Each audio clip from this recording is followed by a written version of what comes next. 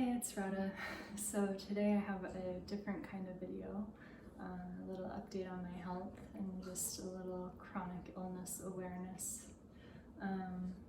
This week I had to make one of the most difficult purchasing decisions of my life, and it was to buy a wheelchair. And I've been thinking about this for I'm gonna open it up as I do this. It just came in the mail. I've been thinking about this for about, I'm gonna guess 6 weeks. But the biggest reason I didn't order it at that time, I'm sure I needed to come to terms with a little bit of self-acceptance. But the number one reason was actually how my loved ones are going to respond. Because healthy people don't always understand wheelchairs.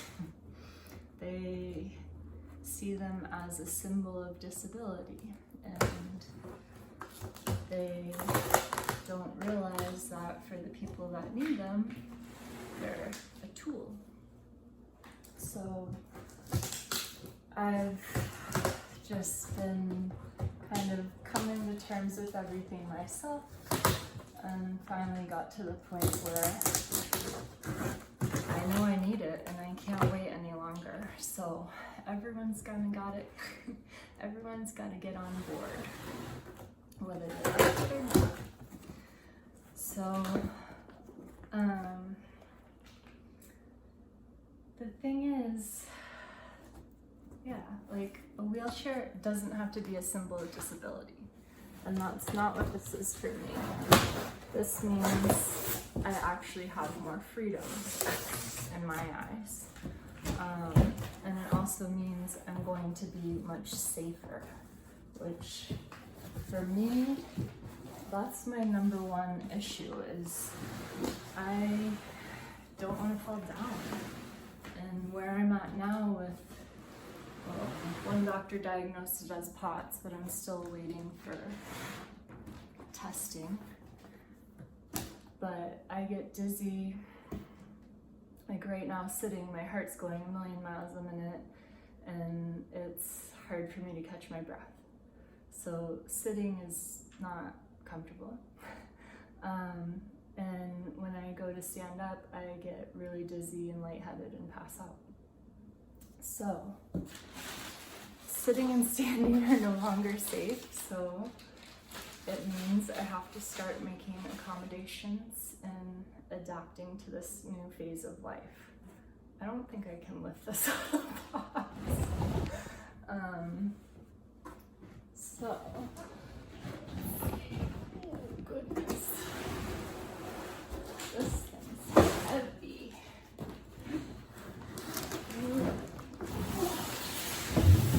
Oh goodness, the problems of being super independent.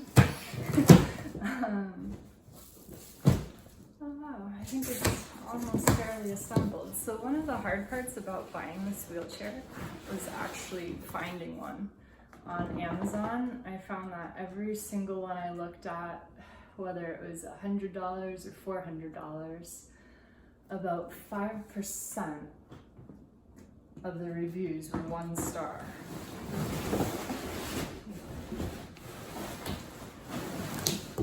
And that makes it kind of tricky because there's a no return policy. Essentially, I think you have 14 days, and most people's weren't breaking within that 14-day period. So this is my new toy, my new legs. So, gosh, get a second workout today. So, anyways, I don't look at this as a loss of freedom, and I just want to help educate other people that this is going to be a part-time tool for me. It's there when I need it. It's not going to be full-time living in a wheelchair, but it's a crutch. It's going to allow me to have more freedom in my eyes. So I see this as something I could, right now, like by the time we drive 20 minutes to a state park, just the sitting for 20 minutes has taken a toll on my heart and my energy, and by the time I get there I'm usually nauseous and don't feel good. But we're there to go on a walk, so I try my best, and I'm just getting to the point where I'm worried something could happen in the woods and I'd be screwed. So this is going to be something that lives mostly in the trunk of the car. And you know, if we get to a destination and I can't keep up, then I have something to fall back on. And I think, you know, I know I'm gonna get some strange looks, right? Don't think a lot of people understand that don't have health issues and aren't aware of these chronic health issues. They don't really get why somebody would be in a wheelchair 1 minute and walking the next.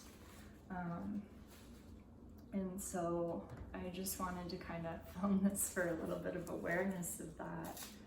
You know, there are different issues out there that, yeah, you're healthy some days and you're not some days. And you can walk for a half a mile, but you can't walk for a full mile. So it's just one of those things that in this phase of life, especially where I can't get the autonomic testing for another 6 months, which means I have no answers. I'm using Chinese herbs right now to try to help. And I'm very hopeful those will give me a little bit more stamina and I'll be able to do more things in life and try to keep up.